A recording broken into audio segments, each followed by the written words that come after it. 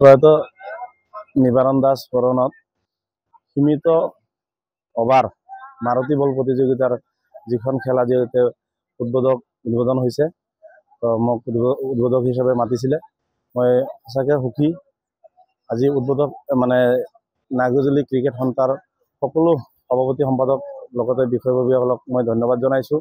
তেখেতসকলে ইমান ধুনীয়া এটা খেলৰ সুবিধা কৰি দিছে আমাৰ এই খাটৰবাৰী খেলপথাৰত। সকলোকে মই ধন্যবাদ জনাইছোঁ। লগতে খেলুৱৈসকলকো মই ধন্যবাদ জনাইছোঁ। লগতে খেলৰ যোগেদি আমাৰ এই অঞ্চলৰ যিটো সকলো জাতি জনগোষ্ঠীৰ ভাতৃত্ববোধ এই এটা প্ৰয়াস আগবঢ়াই লৈ যাই আছে।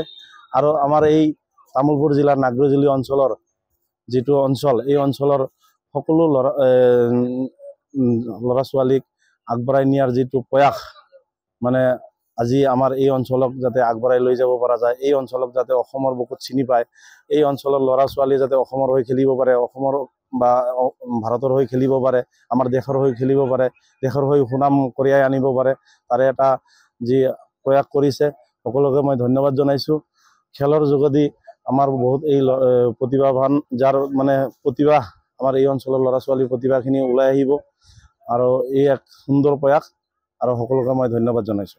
আজি সঁচাই আমাৰ নাগৰীজুলি অঞ্চলৰ বাবে অতি সুখৰ খবৰ, কাৰণ বহু বিৰতিৰ মূৰত আজি এখন অলপ ডাঙৰ ক্ৰিকেট টুৰ্ণামেণ্ট এখন হ'বলৈ গৈ আছে। আৰু ইয়াৰ বাবে মই ধন্যবাদ দিছোঁ আমাৰ নাগৰীজুলিৰ বিশিষ্ট সমাজকৰ্মী শ্ৰী লক্ষী দাসক, কাৰণ তেখেতৰ অশেষ প্ৰচেষ্টাত আৰু অৱদানত আজি এই প্ৰতিযোগিতা হ'বলৈ গৈ আছে।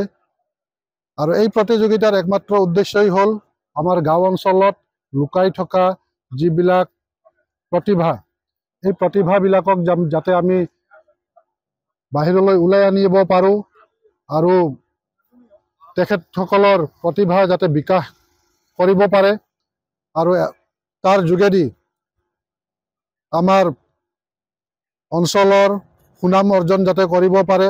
আৰু খেল আজিকালি অকল খেল হৈ থকা নাই, খেল হ'ল আজিকালি এটা জীৱিকাৰ মাধ্যমো হৈছে।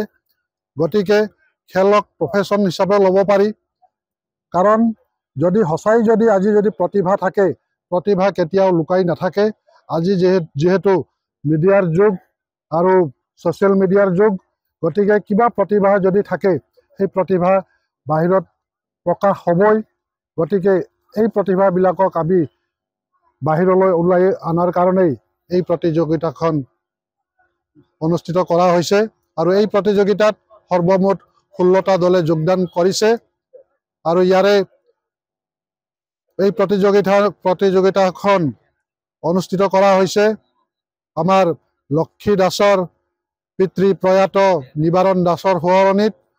আৰু ইয়াৰে পুৰস্কাৰ হ'ল ট্ৰফিসহ 25,000 নগদ টকা আৰু ৰানাৰ্ছ আপৰ প্ৰাইজ মানি হ'ল 12,000 টকা আৰু ট্ৰফি, আৰু লগতে অন্যান্য পুৰস্কাৰসমূহো থাকিব। লগতে মই সমূহ দাতাসকলক আৰু উদ্যোক্তা কমিটিক আৰু সমূহ ৰাইজক ধন্যবাদ জনাইছোঁ।